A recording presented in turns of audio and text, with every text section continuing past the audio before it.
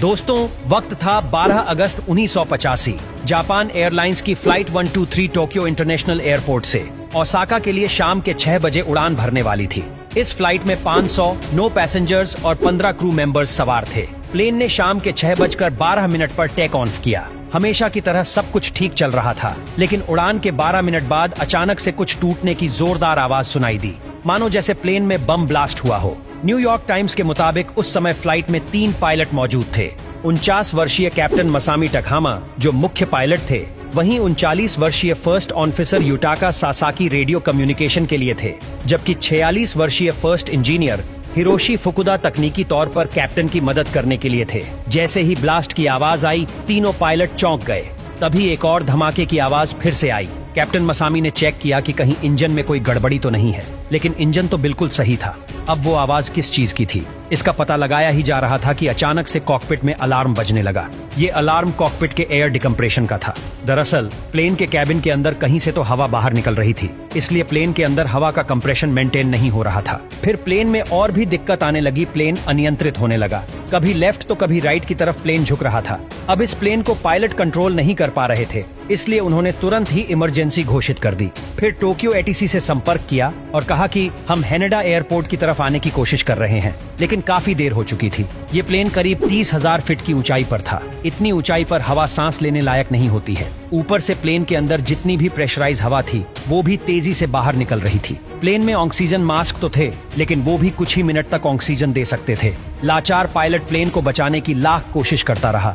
अब ये प्लेन कभी ऊपर उठता तो कभी नीचे जाने लगता, कभी लेफ्ट तो कभी राइट की तरफ झुकता। प्लेन पूरी तरह पायलट के कंट्रोल से बाहर हो चुका था। फिर अचानक से प्लेन एक घायल पंछी की तरह तेजी से नीचे की तरफ जाने लगा। एटीसी बार बार कहता रहा कि आप गलत दिशा में जा रहे हैं। उस दिशा में एक बहुत बड़ा पहाड़ है। आपका प्लेन इतना नीचे आ चुका है कि आप उस पहाड़ से टकरा सकते हैं। लेकिन पायलट बस यही कहता रहा कि यह प्लेन पूरी तरह कंट्रोल से बाहर है। हम चाहकर भी कुछ नहीं कर पा रहे हैं, क्योंकि प्लेन का हाइड्रोलिक सिस्टम पूरी तरह से फेल हो चुका है। फिर 6:56 पर यह प्लेन उस पहाड़ से जा टकराया। प्लेन के टकराते ही वह सैकड़ों टुकड़ों में बंट गया और उसके अंदर के लाखों गैलन फ्यूल से वहां आग लग गई। कुछ ही सेकंड्स में आग इतनी फैली कि जिन लोगों की जान प्लेन क्रैश में बच भी गई थी, वह जलकर मारे गए। टकराव के तुरंत बाद ही यह प्लेन एटीसी की रडार से भी गायब हो गया।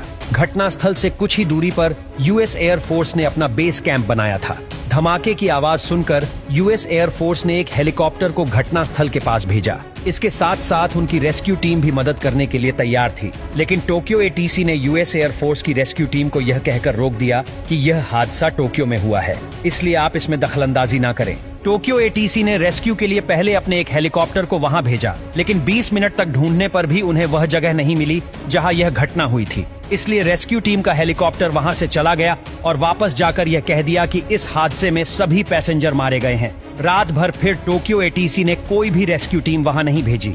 वह सुबह होने का इंतजार करते रहे, लेकिन यह उनकी सबसे बड़ी गलती थी। दरअसल घटनास्थल में कई लोग जिंदा थे। वे गंभीर रूप से घायल थे। उन्हें एक उम्मीद थी कि उनका रेस्क्यू कर लिया जाएगा, लेकिन वो गलत थे। सुबह तक कोई भी रेस्क्यू टीम वहां नहीं पहुंची, जिस कारण कई लोगों की जान समय पर मदद न मिलने के कारण हो गई। बाद में इस बात की जांच की गई कि आखिर ये प्लेन हादसा क्यों और कैसे हुआ। इन्वेस्टिगेशन टीम ने पता लगाया कि प्लेन में 2 धमाके हुए थे। पहला धमाका हुआ तो प्लेन में एक छेद हो गया, जिससे हवा बाहर जाने लगी। दूसरा धमाका तब हुआ जब प्लेन की टेल टूटकर अलग हो गई। जांच में पता लगा कि प्लेन की ढंग से मेंटेनेंस नहीं की गई थी। जब इन्वेस्टिगेशन टीम जांच के लिए मेंटेनेंस टीम के पास गई तो एक बड़ा सबूत हाथ लगा। दरअसल हादसे से 7 साल पहले भी इस प्लेन की टेल में कुछ दिक्कत आ गई थी।